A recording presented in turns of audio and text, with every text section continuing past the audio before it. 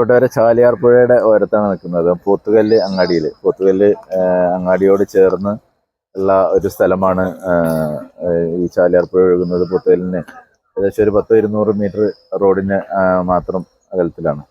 പോത്തുകല്ലിന് ഒരു ചരിത്രമുണ്ട്. സത്യത്തിൽ പോത്തുകല്ല് അല്ല അതിന്റെ പേര് എന്ന് പറയുന്നത്, പോത്തുകല്ലായിരുന്നു. അതെങ്ങനെയാണ് എന്നുള്ളത് നമ്മുടെ ഇവിടുത്തെ പൗരപ്രമുഖനായിട്ടുള്ള പ്രിയപ്പെട്ട നാണയൊക്കെ നമ്മളോട് പറയും. നാണയൊക്കെ എന്താണ് അതിന്റെ സത്യാവസ്ഥ? എന്താണ് ഈ പോത്തുകല്ലായി മാറാനുള്ള കാരണം എന്താ? പോത്തുകല്ല് എങ്ങനെ പേര് വരുന്നത്?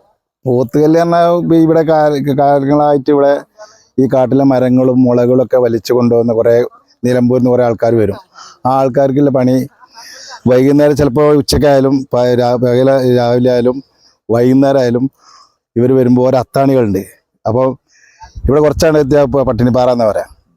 അവിടെ പട്ടിണിപ്പാറ ഉണ്ട്. അതിൻ്റെ അവിടെ ചെന്നിട്ട് ആൾക്കാർ അതിന് തരപ്പം കുത്തി പൊട്ടിപ്പോയാൽ പ്രശ്നമാണ്. അപ്പോൾ ഒരു ഭാഗത്ത് ഒഴിച്ച് കൊണ്ടുപോയി അങ്ങനെ ഇവിടെ കെട്ടിയേണ്ട ഒരു ദിവസം വൈകുന്നേരം ഇവിടെ കൂടുമ്പോൾ ഇവിടെ വന്ന് കുളിക്കും, ഈ വന്ന് നിസ്കരിക്കും, ഓതിയിരിക്കും. കുറേ ഈ നിലമ്പൂർക്കാർ കുറേ ആൾക്കാർ വന്ന് ഓതിയിരിക്കേണ്ട സ്ഥലമാണ്. അങ്ങനെ അന്ന് പോത്തുകല്ല് എന്നാണ് എൻ്റെ വാപ്പാനൊക്കെ എൻ്റെ ചെറുപ്പത്തിൽ പറയുന്നത് കേട്ടത്. പിന്നെ അത് പോത്തുകല്ലായി മാറി. പിന്നെ ഈ പുഴയിൽ എല്ലാ സഭയും അന്ന് ചെറുപ്പം മുതൽ തന്നെ ഈ അരിപ്പ് പൊന്നരിക്കലുണ്ടായിന്. കാരണം പട്ടിണിയുടെ കാലമാണല്ലോ. അപ്പോൾ ഇവിടെ കുറച്ച് ആൾക്കാർ ഇതിൻ്റെ ഈ പോയിൻ്റെ അരുവിൽ നിന്ന് പൊന്നരിക്കും. അത് കുറച്ചൊക്കെ കിട്ടും. ആ കൊണ്ടുപോയി വിറ്റിട്ടാണ് ഇവരെ കുട്ടികൾക്കൊക്കെ ചിലവ്. അതേമാതിരി ഇപ്പോഴും അതേ കൂട്ടർ ഈ പോത്തുകല്ലിൽ ഇന്നും നിലനിൽക്കുന്നുണ്ട്.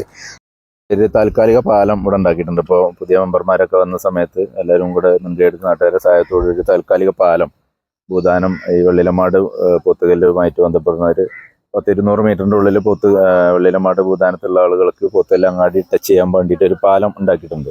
സത്യത്തിൽ അവിടെ ഒരു റെഗുലേറ്റർ കം ബ്രിഡ്ജ് വന്നാലുണ്ടാകുന്ന ഗുണങ്ങൾ എന്തൊക്കെയാണ് ഒന്ന് വിശദീകരിക്കാമോ?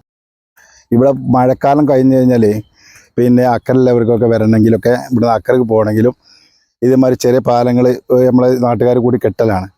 ആ കെട്ടി കഴിഞ്ഞാൽ അതിന്മേൽ കൂടെ അത് പോകല്. പക്ഷെ അന്ന് മുതലും ഞങ്ങളൊരു മുറവിളി കൂട്ടലുണ്ട്. രോഗം ബ്രിഡ്ജ് പറഞ്ഞിട്ട് അത് ഗവൺമെൻറ്റിനോട് പല പ്രാവശ്യം ആവശ്യപ്പെട്ടാണ്.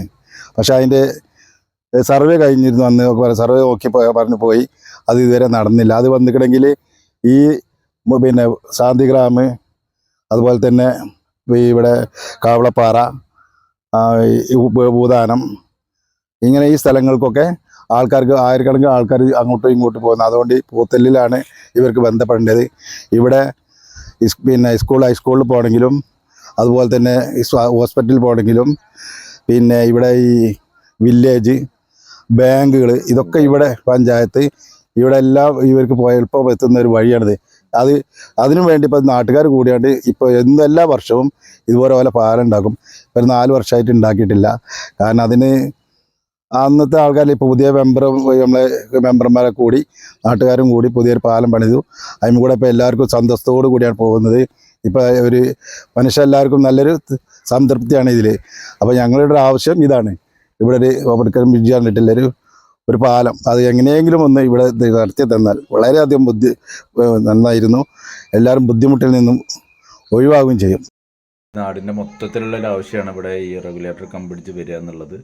അത് ഈ ഭൂദാനക്കാരായാലും പൊത്തുകല്ലാരായാലും മൊത്തത്തിൽ വന്നു കഴിഞ്ഞാൽ റെഗുലേറ്റർ വരുന്നതോടെ നമുക്കറിയാം മുകൾ ഭാഗത്ത് കൃഷി ചെയ്യുന്ന ആളുകൾ കൂടി എപ്പോഴും വെള്ളത്തിനൊരു ക്ഷാമമില്ലാത്ത, കുടിവെള്ളത്തിന് വരെ വരൾച്ച അനുഭവപ്പെടുന്ന ഒരു സമയമുണ്ട് നമുക്കപ്പോൾ.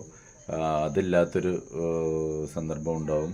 കർഷകർക്കായാലും മുകളിൽ ജീവിക്കുന്നവർക്കായാലും എല്ലാവർക്കും വളരെയധികം പ്രയോജനപ്പെടുന്ന ഒരു കാര്യമായിട്ടത് മാറും. അപ്പോൾ അതിന് എല്ലാവിധ സഹായ സഹകരണങ്ങളും സർക്കാരിൻ്റെ ഭാഗത്തു നിന്നുണ്ടാവണം എന്നറിയിക്കുകയാണ്. ഓക്കെ.